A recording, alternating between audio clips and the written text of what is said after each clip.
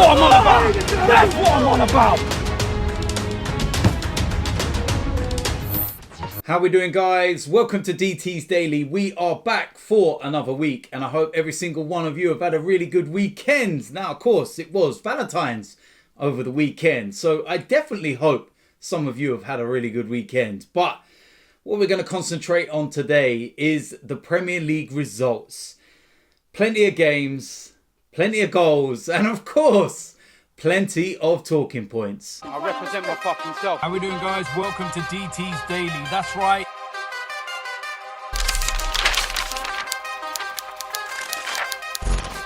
So, of course, it was the Premier League games over the course of the weekend, and some absolute mad games. So much drama, mistakes, VAR, you name it. Welcome to the Premier League. We're going to go with one of the games that was not exciting, shall we say. Brighton against Aston Villa. And it finished 0-0. Now, the only reason why this did finish 0-0 was because of Emi Martinez. Brighton will walk away from this game and think, how on earth did we not get 3 points? And Aston Villa will be walking away from this game and thinking, how on earth did we get 1 point from this game? But like I said, Emi Martinez was absolutely superb. And it's another clean sheet for him. I'm going to go to the game between Crystal Palace and Burnley. And this was a 3-0 win for Burnley. Crystal Palace were absolutely dreadful. Burnley deserved winners. Bit of an injury as well in the second half to Ben Mee, which meant there was 8 minutes of injury time. But they got off to the perfect start, scoring inside 5 minutes. And then Jay Rodriguez, within 10 minutes, had put them 2-0 up. Straight after half time, they went 3-0.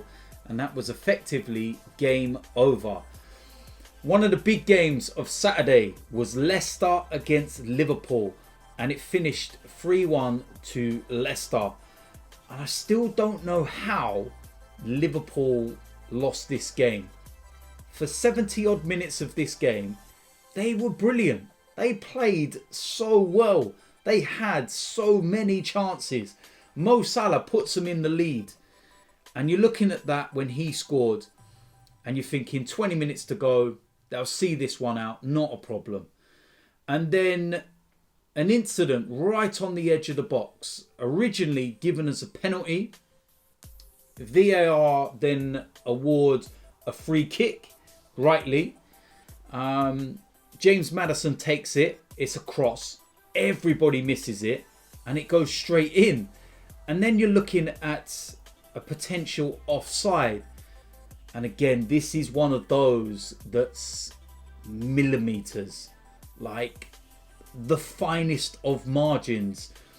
And what I will say is that I've seen so many of these given as offside. But for whatever reason, it wasn't. I actually think that you should get the advantage in this respect when it's so minimal. But given the fact that they've not clarified that at the start of the season, and it's left us in this situation where we just don't know. But that wasn't the end of the drama. Because literally 3 minutes later, Leicester play a diagonal ball. It's not going anywhere. It's not going to the attended, target.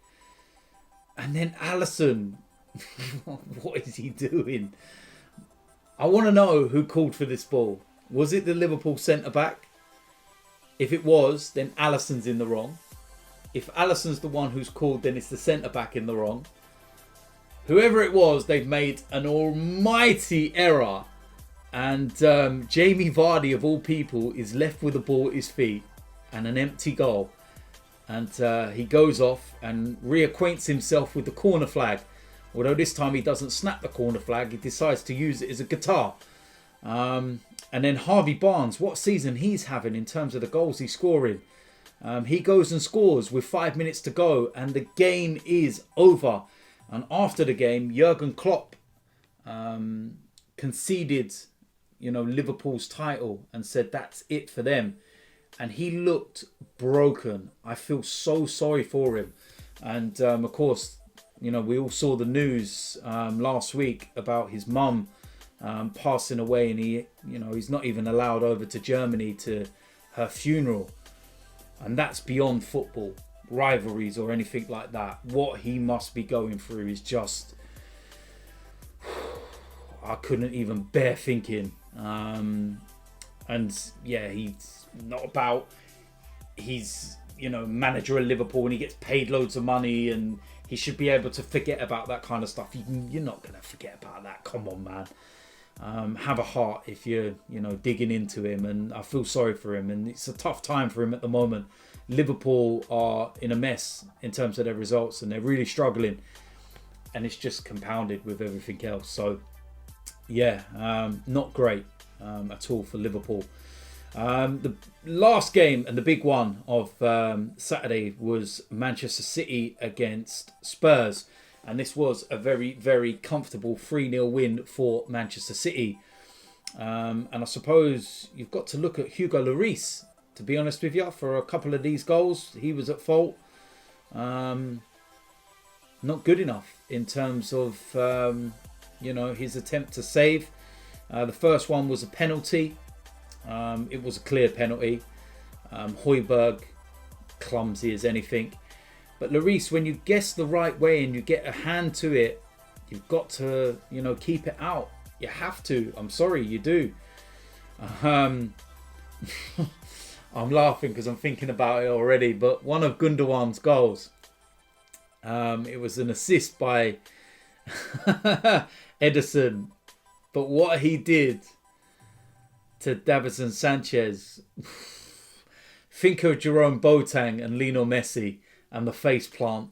It was like, oh my word, that will just get played over and over and over and be a meme forever. That was just horrendous. But yeah, Manchester City, very, very comfortable winners. And Spurs are shipping a lot of goals. What's that? 8 goals in the last 2 games. If you include the 5 against Everton in the Cup. Very un-Jose Mourinho-like. But Spurs, it's all falling apart from them. Of course, they did win the title in November. And they've been awful since. Sorry. Moving into Sunday's games. Southampton against Wolves, and this was a 2-1 win for Wolves. Southampton took the lead. Wolves equalised from the penalty spot, and again this was a contentious one as to whether it was or not. And Southampton, they must feel so hard done by. There was the penalty that they should have been awarded against Aston Villa. Clear penalty that wasn't given. And then this one against Bertrand. And you're looking at it and you're just thinking, how is your luck? And then Neto, whatever way you want to pronounce it. What a goal. What a player he is. I would love him at Arsenal, that's for sure. And Wolves get a very, very valuable win. West Brom against Manchester United. And this finishes 1-1. West Brom took the lead in the first minute. And I look at that, and the more I look at that, I think, my word, that was actually a foul. He actually had his hand over Lindelof's face. He couldn't see anything. And how VAR doesn't pick up, you know, on that, I don't know. Bruno Fernandes scores just before half-time. Brilliant goal. But Manchester United were poor. Very, very poor. I saw Harry Maguire's interview after the game and he talks about how dominant they were and everything else. And I sit there and think, what are you watching? Nobody else can see what you're seeing. You know, West Brom could have even won the game if Maitland-Niles could have actually passed the ball. You know, and they took their chances as well. If it wasn't for De Gea, when Maguire gets bullied off the ball, they could have lost that game. But then on the flip side, they could have won it in the last seconds as well through Harry Maguire. That was a brilliant save. But Manchester United, not good enough. And again, you're starting to now see all the Ollie out. You're starting to see the, You know, fans that are saying he hasn't got a game plan and it's boring. And, you know, Manchester United were top of the league a few weeks ago and everybody was happy and everything was rosy in the garden. And now it's just all falling apart. And, you know, Manchester City, they've got a game in hand and they can go 10 points clear. I think the title's done and dusted, to be honest with you. And like I said, I think those places for the European spots are going to be, you know, more exciting than the title race, but not good for Manchester United. We've got Arsenal against Leeds, and I think I've said all I need to say about this game. For 60 minutes, Arsenal were absolutely superb. 4-0 up, everything looked rosy. And then we let Leeds back in the game. Really good header, to be fair, for their first goal. Thought it was a consolation. Then Bellerin falls asleep. They get a second, and it's a really nervy end to the game when I was sitting there thinking, you know what, relaxed, feet up, ready for Thursday, Benfica. That's the important game. But yeah, we managed to dig in and see that one out. And Aubameyang gets himself a hat-trick.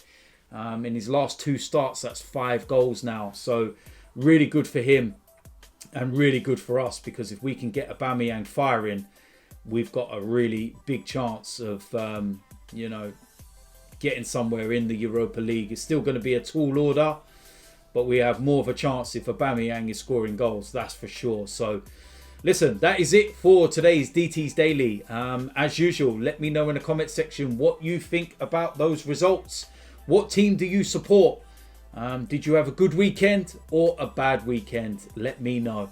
If you're new around here, make sure you hit the subscribe button, smash a like on this video, and I will see you a lot soon. I'm out of here.